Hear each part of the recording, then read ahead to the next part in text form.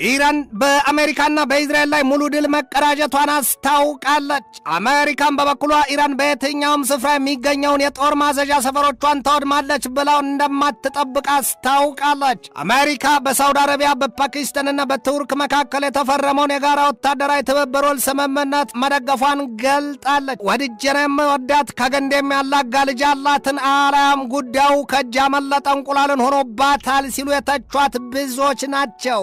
ይህንኑ ርዕሰ ጉዳይ ለዓለም አቀፉ ትንታኔ ዘገባችን መርጠን አሰናድተነዋል። ከትንታኔ ዘገባው ጋር ትዕግስቱ ቀለነኝ ሁለት እግር አለኝ ተብሎ ሁለት ዛፍ አይወጣምን አልያም ሁሉ አማረሽን ገበያ ታውጧት ይሉትን ያስታውሷል። ስምና ዝና ለብቻ ተግባር ደግሞ ሌላ ነገር፣ ኃይልና ጥበብም ለየብቻ ናቸው። ጉዳዩ አፍ ያለው ጤፍ ይቆላልን ካልሆነ በስተቀር ትላለች ኢራን ዛሬ በፓርላማ አፈጉባኤዋ በእኛ ከፍተኛ ተደራዳሪዋ ሙሐመድ ባገር ቀሊባፍ በኩል በሰጠችው ማብራሪያ ታህራን በዋሽንግተንና በቴልአቪቭ ላይ ድል ተቀዳጅታለች። ያውም ትላለች ኢራን ሁለቱ ሀገራት ገና ያኔ በኢራን ላይ የጣምራ ጦርነት ሲያውጁ ያሰሉትን 9 ነጥብ ያለው ቀመር አንደኛውም አልተሳካላቸውም ነው ያለችው። 9 ያሳደደ አንድ አይዝም አልያም የምኞት ፈረስ ቢጋልቡ ታደርስ ይሏል። እንደ ኢራን መንግስት ማብራሪያ ታዲያ ሁለቱ ሀገራት አሜሪካና እስራኤል ያኔ የካቲት 28 2026 እንደ አውሮፓኑ አቆጣጠር የጋራና ግዙፍ የተባለ ጦርነታቸውን በኢራን ላይ ሳይከፍቱት 9 ነጥብ ያለው ቀመር ማስላታቸውን ታሳያለች። ከነዚያ 9 ዕቅዶች ደግሞ ኢራን የኒውክሌር ጦር መሳሪያ እንዳትይዝ ከቶም እንዳትሰራ፣ ኢራን ሱረት የምታክልም ዩራኒየም እንዳታብላላና በኢራን ያለውን የአያቶላዎቹን አገዛዝ ከስር መሰረቱ መንግሎ ለመጣል የሚሉት ይገኙባቸዋል። ጉዳዩ ግን ትላለች ኢራን በፓርላማ አፈጉባኤዋ በኩል ጉዳዩ ግን እንኳንስ ሊያጸድቀኝ በቅጡም በኮነነኝን አልያም የሰው ፈላጊ ራሱን ያጣልን አድርጓቸዋል ስትል ትሳለቃለች። ሰውየዋሉ ኢራን በዲፕሎማሲያዊም ቢሉ በጦርነቱ ድል ተጎናጽፋለች። ከኢራን ወገን የተሰነዘረው የድል አድራጊነት አዋጅ የተነገረው ደግሞ ለ60 ቀናት የተደረሰው የተኩስ አቁም ስምምነት ገደቡ በሚጠናቀቅበት ግጥምጥሞሽ ነው። የአሜሪካው ፕሬዚደንት ዶናልድ ትራምፕ በኢራን ላይ ያልታሰበና ያልተጠበቀ ቀድሞ ነገርም የማይቻል የተባለለትን የምጣኔ ሀብት አልያም የኢኮኖሚ ማዕቀብ ለመጣል አጡሚያቸውን እየበጠሱና እያስፈራሩ ባለበት ወቅት መሆኑ ሌላ ያንዣበበ አደጋ መኖሩን አሳይቷልም ነው የተባለው። ጋሊባፍ አሉ በእርግጥ ግን ስለ ድል ስንናገር የአሜሪካና የእስራኤልን ጦር ኃይል አጥፍተናል ወይም አውድመናል ማለት አይደለም። ግን ደግሞ የሁለቱን ሀገራት እቅድና ስልት አንኮታኩተን አስቀርተነዋል ነው ያሉት። አሜሪካና እስራኤል እንደ ጀግና ዝተውና ፎክረው በገቡበት የኢራን ጦርነት ድፍን ዓለም በግልጥ በአደባባይ እያየና እየሰማ ክፉኛ ተዋርደውና አፍረው ተኮማትረዋል ነው ያሉት። የዚያ በፓኪስታን የተፈረመው የአሜሪካና የኢራን የመግባቢያ ሰነድም ቢሆን ለኢራን ፖለቲካዊና ወታደራዊ ድል አድራጊነት ማስረገጫ ነው ብለዋል። ጋሊባፍ አሉ አክለውም አሜሪካ አንድ ጊዜ ወደ ዲፕሎማሲው ሌላ ጊዜ ደግሞ ወደ ጦርነቱ የማማተሯና ሁለት መንገድ የመርገጧ ነገር በኢራን ዘንድ ጽናትና ጥንካሬን ሲያላብስ ራሷን አሜሪካን ግን ባለመታመን ለዓለም አትርፏታል ነው ያሉት። ለወትሮም ኢራን በአሜሪካና በእስራኤል ዘንድ አመንዝራ ካሏት ብትቆርብም አምኗት እናት ይሏታል ሁለቱ ሀገራት። አሜሪካና እስራኤል ደግሞ በኢራን ዘንድ ድመት መንኩሳ አመሯን አትረሳ እናት ይሏታል። አንዳቸውን ቀብረው ከመቃብራቸውም ላይ ቢቆሙ እንኳ አይተማመኑም ነው የሚባለው። በአሜሪካና በኢራን በእስራኤል መካከል የተጎሰመው ጦርነት በዚያ በመካከለኛው ምስራቅና በባህረ ሰላጤው ቀጠና ያሉትን ሀገራት ክፉኛ ማነካካቱና የከፋ ኪሳራ ማድረሱም ይታወቃል። ከዚያም ባለፈ በድፍን ዓለም የኃይል ግብይት፣ የነዳጅ ዘይትና የጋዝ እንዲሁም የማዳበሪያና የምግብ ዋጋ ንረትን ማስከተሉም ይታወቃል። አሜሪካና እስራኤል ደግሞ የኢራንን የወታደራዊ ማዘዣዎች ቢሉ የውጊያ ብቃት ማኮላሸታቸውን ይገልጣሉ። በሶስቱ ሀገራት መካከል የታወጀው ግዙፉ ጦርነት የኋላ ኋላ ላይ እስራኤልን በሊባኖሱ ሄዝቦላ ላይና በጋዛ ሰርጥ ጦርነት ላይ ተወስና እንድትቆምና አልፎ አልፎም በኢራን ላይ ማስጠንቀቂያና ዛቻ ትሰነዝር ዘንድ ሲያደርጋት አሜሪካና ኢራን ግን ክፉኛ በጦርነት ሂደት ውስጥ ቀርተዋል። ኢራን ቀድሞ በአሜሪካና በእስራኤል ሲነገርባት የነበረውን የኒውክሌር ጦር መሳሪያ የመያዝና ዩራኒየም የማብላላት ስራዋን አቅጣጫ ማስቀየር ተሳክቶላታል ነው የሚባለው። ዛሬ ላይ በኢራንና በአሜሪካ መካከል የጦርነቱ ዋናው ጉዳይ በሆርሙዝ የውሃ መተላለፊያ ወሽመጥ ሆኗልና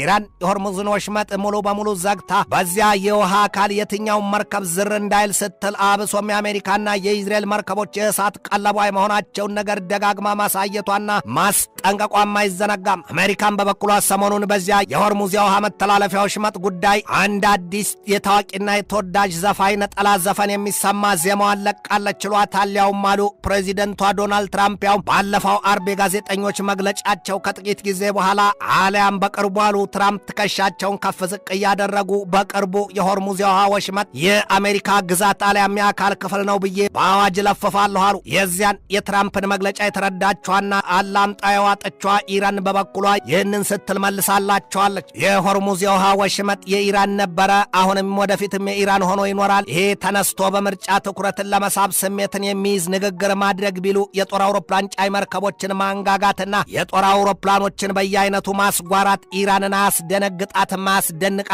ያንን ደግሞ ካንተ በላይ የሚያውቅ የለም ነው ያለቻቸው። እንኳንስ ለሙቁ ለገንፎም አልደነግጥ የሚሉትን ያስታውሷል። አሊያም 9 ቀርቶ 99 ቢታለቢያው በገሌ ነው አለች እንደተባለችዋ የቤት ውስጥ ፍጥረት ድመትን መሆኑ ነው። ትራምፕ የሆርሙዝን ወሽመጥ የአሜሪካ ግዛት ነው ስለ አዋጅ ላስነግር ነው ስላሉት ጉዳይ በተመለከተም አንድ የዋይት ሃውስ ከፍተኛ ሹም ለዎል ስትሪት ጆርናል ሲነግሩት ትራምፕ ያንን ያሉት ቀልዳቸውን ነው ብለውታል። ይህ ልብን ሰርቶ ይቅርታ አሊያም ልብን መፈተሽ ይሉትን ያስታውሷል። ኢራን ዘግታ የከለከለችውን የሆርሙዝን የውሃ ወሽመጥ ትከፍት ዘንድ ባለፈው ሳምንት ያስቀመጠችው አንድ ነገር አለ። ያው ሐሳቡንና የኢራንን አቋም የገለጡት ሰው መሐመድ ባጌር ዞልጋድር ናቸው። ኢራን ወሽመጡን ትከፍት ዘንድና ጦርነቱ ያበቃ ዘንድ አሜሪካ ከፈለገች መጀመሪያ በኢራን፣ በሊባኖስ፣ በየመን፣ በኢራቅና በጋዛ ሰርጥም የተያዘው ጦርነት አንድም ሳይቀርብ ሙሉ በሙሉ ማስቆምና ማብቃት አለበት። ከዚያም ውጪ አሜሪካ በመካከለኛው ምስራቅና በባህረ ሰላጤው ቀጠና ያሰፈረቻቸውን የጦር ኃይሏን በሙሉ ጥርግርግ አድርጋ ማስወጣት እንዲሁም የተያዘው የኢራን ሀብት መለቀቅና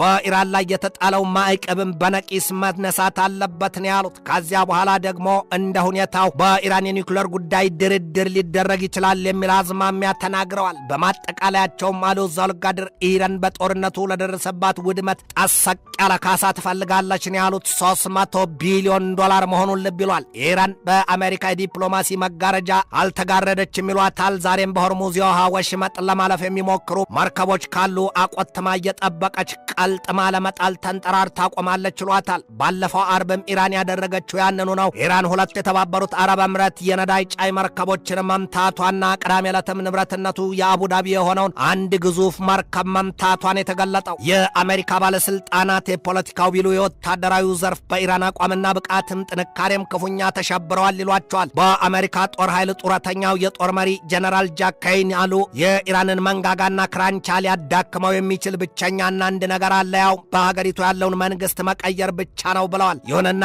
የትራምፕና የኔታንያሁ ስሌት ምን ነበር? እንኪያስ በኢራን ገብተው መንግስት ለመለወጥ አልነበረምን? ጉዳዩ እጸድቅ ብዬ ባዝላት ተንጠልጥላ ቀረችን አሊያም እበላ ብዬ ተበላሁን አደረጋቸው እንጂ ሲሉ የተሳለቁባቸው ብዙዎች ናቸው። ዛሬ በእነዚያ በሁለቱ ሀገራት በአሜሪካና በእስራኤል ዘንድ በኢራን ጦርነት ጉዳይ ስለ መንግስት ለውጥ እርምጃ ከላም አሊያም አንዲት ቃል የሚተነፍስ ሰው የለም።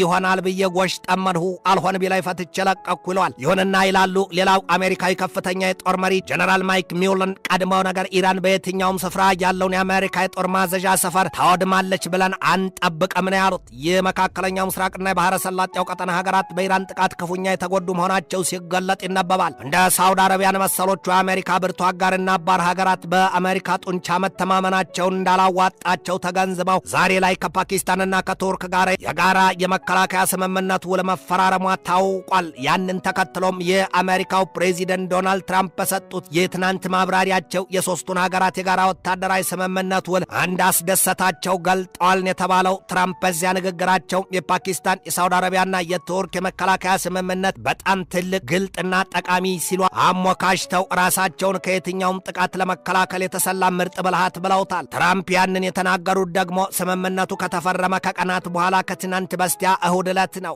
ጅብ ከሄደ ውሻ ጮኸ ይሏል። አሊያም በፈርሱ ማጓራትን ያስታውሷል። ምን ምርጫስ ሊኖራቸው? ትንታኔ ዘገባውን ስናዘጋጅ በዋቢነት ፎክስ ኒውስን፣ ኒውስማክስን፣ ኢንዲያ ቱዴይን፣ ሳውዝ ቻይና ሞርኒንግ ፖስትን፣ ፓርስ ቱዴይን፣ ቻሪቲ ወርልድን፣ ቴሌግራፍ ኦንላይንን፣ ኢንዲፔንደንትን፣ አውትሉክን፣ ሞርኒንግ ስታርን፣ አልሁራን፣ ታይምስ ኦፍ ኢንዲያና ጄሩሳሌም ፖስትን ተጠቅመናል።